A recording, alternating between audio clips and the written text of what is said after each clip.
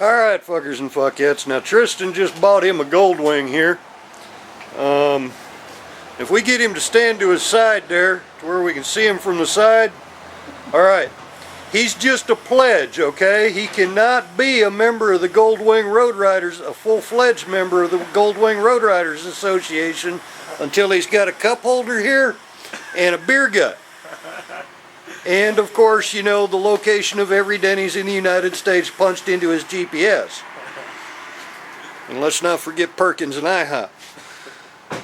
Alright, but now, he's already kind of half-assed got it on the road because he bought it and he's riding it around down here in Florida. But when you get one of these older wings, there's a few things that you just automatically do. Number one, drain your radiator. Put in all new juice, all new antifreeze. Little things like right here, that rubber thing that's supposed to be around that brake line, I'll bet you if he looks down in there on them old brake lines or up there on them old brake lines, he'll find another one of them rubber things. Valve adjustment, 100% of the time on these 1100s or the 1000s, either or. But do not do your valve adjustment until you have replaced your timing belts. There's 2 timing belts in there. Don't be adjusting your valves on old belts because you might be a cunt hair off. Carbs are obviously already cleaned on this one. This one sounds pretty sweet. So that's out, but that's normally a consideration. Up under here you're going to find some glass fuses. You replace every fucking one of them because them sons of bitches are probably old, and hell, you can tell them are old. You can also tell which ones are blown because those are the newest too. They've blown in the past for some reason. Or otherwise had to be replaced. Sometimes they just rust out and go crappy and you end up replacing them. Bulbs, all the way around. You replace every fucking bulb in the son of a bitch immediately. And if you live down here in Florida, I cannot stress enough, it's worth every penny of a trip to AutoZone or Advance and get you some LED replacement bulbs. Don't take what's on the shelf. Make them order in the extra brights. And if one of them won't do it, the next one will. Because sometimes these high school kids, you go in there and order the extra bright LED replacement bulbs, and they're handing you loose LEDs instead of the ones that are ready made on the socket to just go in there. But order the extra brights because these rolling pharmacies down here, they can't see yo ass. And this bike here, it's black, so's the road. Makes it harder to see. And I've known this kid for quite a while, and he doesn't seem prone to wearing clothing that people are just going to see. I mean, roll down the road looking like my ass, they can't help but see you because I'm a weird looking motherfucker, okay? That shit don't seem to work for other people. Tires look good. They don't even look dry rotted. Of course.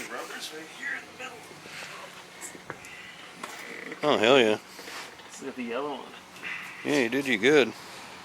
Yeah, that's one thing I check is tires are fucking expensive. Best thing you can do on these, on the back on this one, is an Avon Cobra, and go with the tallest one that'll physically fit in there. Yeah. Because that'll drop your RPM a little bit. It'll give you a lot better mileage. And don't worry about the clutch. I pull trailers with these fucking things. I pull my little fucking J12 Carolina skiff with a Goldwing. Come on. Don't worry about the clutch. It can take a bigger tire. And if you can find the rear gears from a VT700, that helps too. Yeah. A lot.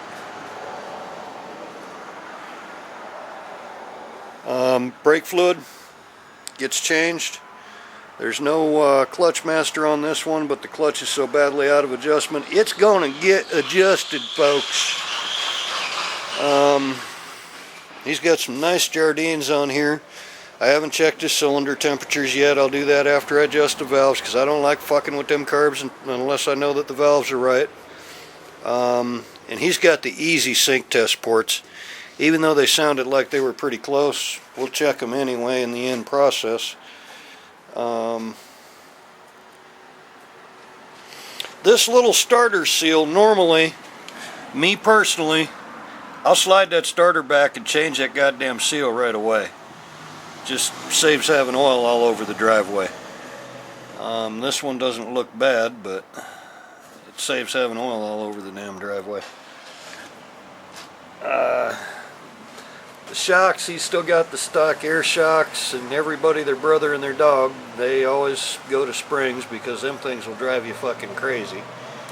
Always having to stop and put air in them. It's not like that Aspen Kate of mine where you just hit the button and it puts fucking air in. And as old as they are, they're probably going to leak. Honda did a good job with those shocks. I've got a couple of sets that still ain't leaking, but for the most part, hey, they're 32 years old. Them rubber boots inside is fucking old. Shit gonna leak. Just go on ahead and replace them with springers. You were saying they were using progressives. I like Icons or Foxes. Yeah. And I got them street strokers on that one. Yeah. I put them blue street strokers on the 80. Oh yeah? Yeah, full dress, it still holds them. I got them clicked up to 5, but it doesn't hurt the back or anything. And no hop over 100. Yeah. I was getting the, on the air shocks, every time the pressure would get low, my ass end wheel about 85, 90, 100, it'd just start hopping. Shit. And the wheel was balanced. It was Yeah. just the shaft climb doing it. Huh. That's a little scary.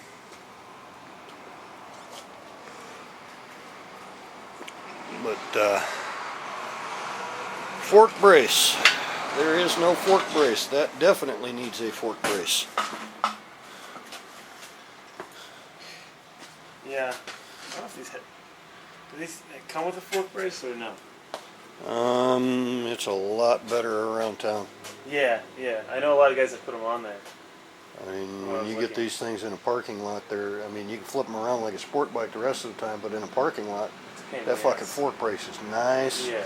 That's the one time. Or when you make a tight corner, you know, it keeps them more solid and keeps that wheel from moving just that little cunt hair. Yeah. Couple of bolts missing. Boom. Actually, that's just one missing. Nope, there's 2 missing. I was right.